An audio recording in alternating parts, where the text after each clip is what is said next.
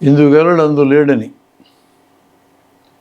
ఇందుగలడు అందు లేడని ఎందెందు వెతికి చూసినా అందందే గలడు చక్రి సర్వోపగతుండయి. నేను భాగవతంలో పుతనామాచ్యుడు రాసి, ఎక్కడున్నాడా నీ దేవుడు, నీ విష్ణువు అని హిరణ్యకశిపుడు ప్రహ్లాదుని ఛాలెంజ్ చేస్తే, ప్రహ్లాదుడు హిరణ్యకశిపుడు కొడుకు, హిరణ్యకశిపుడు రాక్షసుడు, శైవాన్ని పాటించేతను గురువు శుక్రాచార్యుడు. ఆయనకు పుట్టిన కొడుకు విష్ణుమూర్తి భక్తుడు. ఇంకా ఆయనకు నచ్చలే, ఆయన అడ్డనామాలు పెట్టు, నిలువునామాలు పెట్టు, నువ్వు వదిలే విష్ణువుని అని చెప్పి ఎంత అడిగినా పిల్లోడు వెనకపోతే, ఏడన్నాడు వై నీ దేవుడు నాకు చూపిస్తు అని చెప్పానంటే అప్పుడు చెప్పాడు ప్రహ్లాదుడు, ఇందుగలడు అందులేడని సందేహం వలదు ఎందెందు వెతికి చూసిన అందందెకరుడు చక్రి సర్వోపగతుండయి అనగానే హిరణ్యకశిపుడు ఈ స్తంభంలో ఉన్నాడు అని అడిగాడు. ఆవు ఉన్నాడు అన్నాడు. కర్ర తీసుకొని కొడితే స్తంభం రెండుగా చీలిపోయింది. అందులోంచి హిరణ్యకశిపుడు బయటకు వచ్చి, హిరణ్యకశిపుడిరా నేను ఇరసక తింటారా అని హిరణ్యకశిపుడిని తొడల మీద వేసుకొని పొట్ట చీల్చి పేగులు భుజానికి వేసుకున్నాడు. నరవాణర రూపం. ఇది కథ, ఇది హిరణ్యకశిపుడి కథ. దేవుడు ఎక్కడ ఉంటాడు అని ఆస్తికులని, దేవుడు ఉన్నాడని నమ్మే వాళ్ళని ఆస్తికులు అంటారు, దేవుడు లేడని నమ్మే వాళ్ళు నాస్తికులు అంటారు. అలా ఆస్తికుల్ని మనం అడిగాం. అప్పుడు వాళ్ళు ఇందుగలడు అందులేడని సందేహం వలదు ఎందెందు వెతికి చూసి అక్కడ ఉన్నాడు అన్నారు. అంటే ఈ విశ్వం మొత్తంలో దేవుడు ఉన్నాడు, విశ్వం మొత్తం ఆక్రమించున్నాడు అన్నారు.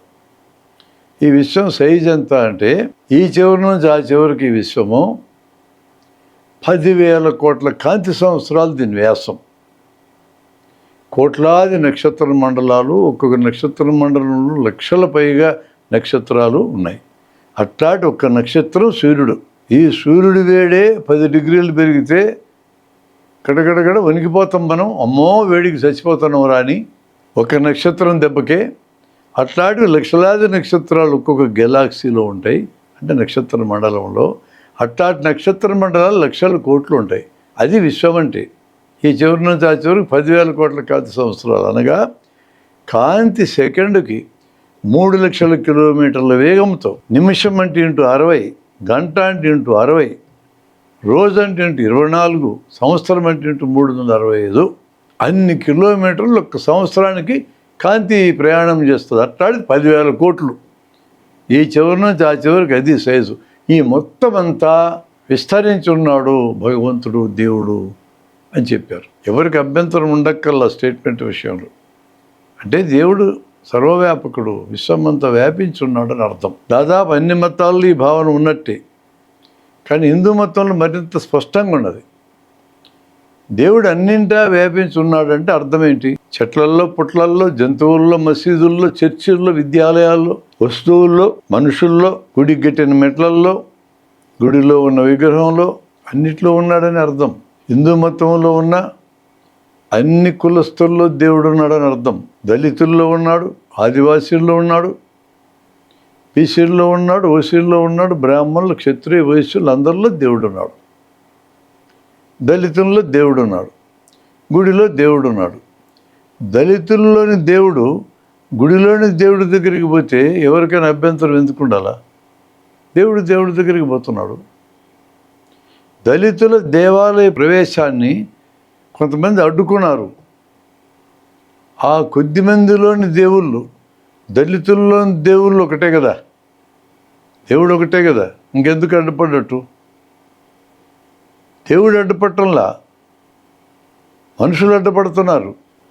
మనుషులందరిలో దేవుడు ఉన్నాడు. ఈ మనిషి ఆ మనిషి కొట్లాడుకుంటే దేవుడు కొట్లాడుకున్నట్ట. ఎందుకు కొట్లాడుకుంటారు? ఇద్దరు ఒకటే అయినప్పుడు. దేవుడు మనకంటే చాలా గొప్పవాడు అనుకున్నాక మామూలు మనుషుల్లాగా పోట్లాడుకోకూడదు కదా. ప్రతి మనుషుల్లో దేవుడు ఉన్నప్పుడు మనుషులు పోట్లాడుకోవడం కుదరదు. స్త్రీల్లో కూడా దేవుడు ఉన్నాడు. మెన్సెస్ అయ్యే స్త్రీలు అశుభ్రంగా ఉంటారు, అసహ్యంగా ఉంటారు అని మాట్లాడడం ఏంటి? ఆ మెన్సెస్ కావటం అనేది అదొక శారీరక ప్రక్రియ, సహజ ప్రక్రియ. ఆ ప్రక్రియలో కూడా దేవుడు ఉన్నాడు. మరి మహిళల్లో దేవుడు ఉంటే మహిళలను గుళ్ళల్లోకి ఎందుకు రానియరు? మహిళల్ని గుళ్ళల్లోకి రానివ్వాలి అని సుప్రీంకోర్టు చెప్తే కూడా దానికి వ్యతిరేకంగా కేరళలో పెద్ద గొడవ ఎందుకు చేశారు? విశ్వవ్యాపకుడు దేవుడు అని చెప్పేటోళ్ళే కదా వాళ్ళంతా. అలా చెప్తూ గొడవ చేశారంటే విశ్వవ్యాపకుడు దేవుడు అనే విషయం మీద వాళ్ళకి నమ్మకం లేనట్టేగా. నాస్తికులు అంటే ఎక్కడున్నారు వేరుగా. వీళ్ళే నాస్తికులు. సేవాకుడు దేవుడు అనేదా నమ్మని వాళ్ళందరూ నాస్తికులే. నేను దేవుని నమ్ముతానని చివరికి మాట్లాడుతున్నారు, వాళ్ళు నమ్మడంలా. నమ్మితే మహిళలను గుడికి ఎందుకు రానియరు, దళితులను ఎందుకు రానియరు, ఏం పూజారులకు ఎప్పుడు బ్రాహ్మణులు ఎందుకు ఉండాలా, మిగతా కులాల వాళ్ళందరికీ పూజారులు పదవి ఎందుకు ఇయ్యరు, మహిళలకు పూజారులు ఎందుకు చేయరు? పూజారులో దేవుడు ఉన్నాడు, విగ్రహంలో దేవుడు ఉన్నాడు. మరి గుడిలో దేవుని చూడడానికి వెళ్ళిన మనం హుండీలో డబ్బులు వేస్తే పూజారి కోపంగా ఎందుకు చూస్తాడు? ఆయన పల్లెంలో డబ్బులు వేస్తే ఆనందంగా ఎందుకు శటకోపం పెడతాడు? అక్కడ దేవుడు, ఇక్కడ దేవుడే, నాలో దేవుడే, పల్లెంలో దేవుడే, నేను వేసిన డబ్బుల్లో దేవుడే. దేవుడి దగ్గరికి దేవుళ్ళు పోతా ఉంటే వీళ్ళకేంది బాధ? దళితుల దేవాలయ ప్రయాసాన్ని ఎవరు అడ్డుకోకూడదు. నిజంగా దీన్ని నమ్మితే పూజారికి అర్హమైన మంత్రాలు ఎవరు నేర్చుకున్నా సరే ఇంటర్వ్యూ జరపండి, పూజారి ఉద్యోగాలు ఇచ్చేయండి, అయిపోద్ది కదా. అన్ని కులాలకి ఇవ్వచ్చు కదా. అక్కడ కూడా భారతదేశ రిజర్వేషన్లు పాటించి ఒక కులానికో కుటుంబానికో పూజారి ఉద్యోగాలు రిజర్వ్ చేస్తే దేవుడు ఎలా హర్షిస్తాడు? దళితులను దేవాలయాల్లోకి అనుమతించడం ద్వారా ఫ్రీగా వాళ్ళను ప్రేమతో హిందూ మతంలోకి ఆహ్వానిస్తున్నట్టు అవుతుంది కదా.